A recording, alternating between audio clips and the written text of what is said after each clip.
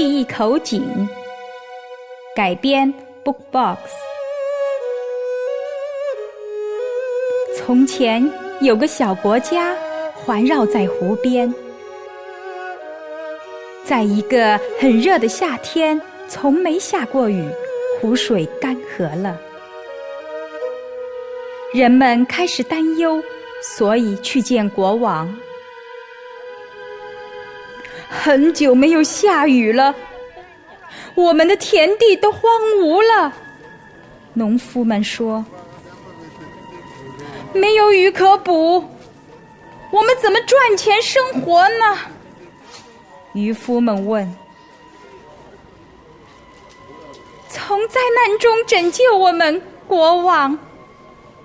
女人们迫切要求，孩子们因为口渴而哭闹着。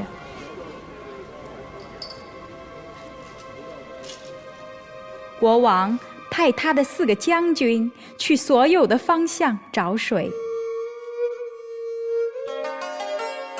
第一个将军走向东方，朝着太阳升起的地方；第二个走向尘土飞扬的炽热的南方；第三个走向日落的西方；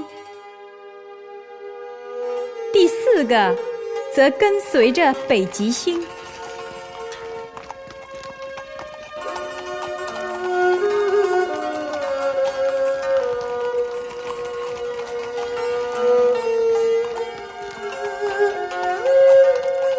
他们从早找到晚，从晚上找到白天，高处和低处，他们找遍了所有的地方，但是徒劳无功。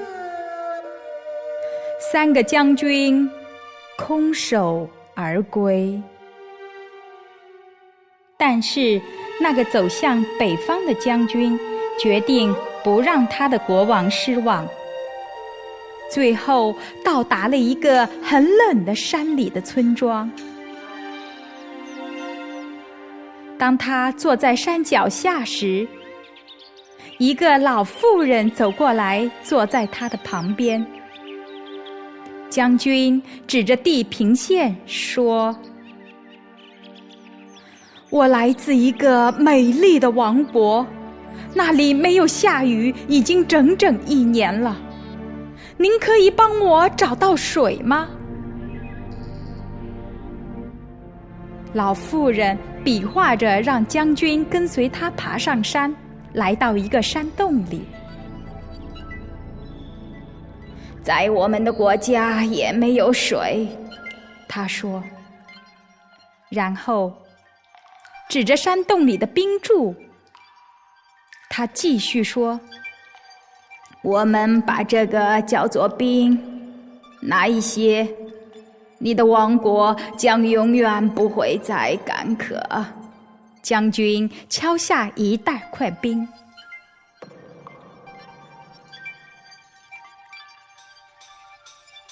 装在他的马车上，匆忙地回家了。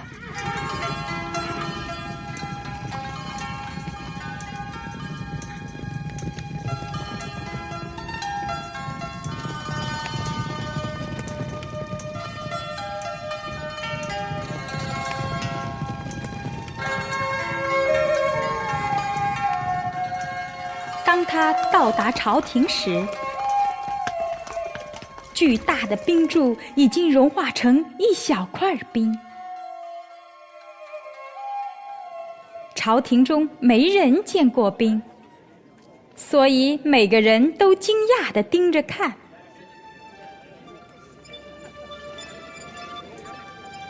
这个一定是水的种子，其中的一个大臣突然惊呼道。国王命令将水的种子马上播种下去。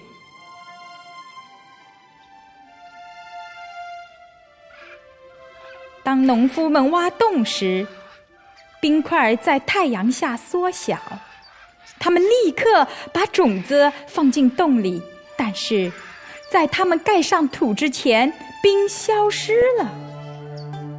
农夫们变得困惑和担忧。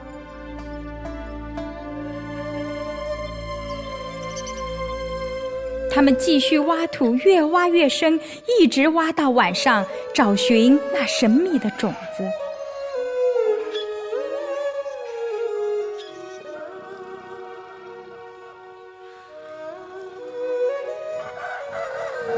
当清晨来临时，国王发现农夫们围绕着一个洞沉睡着。他向洞里好奇地看去，然后大声地惊呼：“叫醒我的功臣们！水的种子已经发芽了，洞里有水！”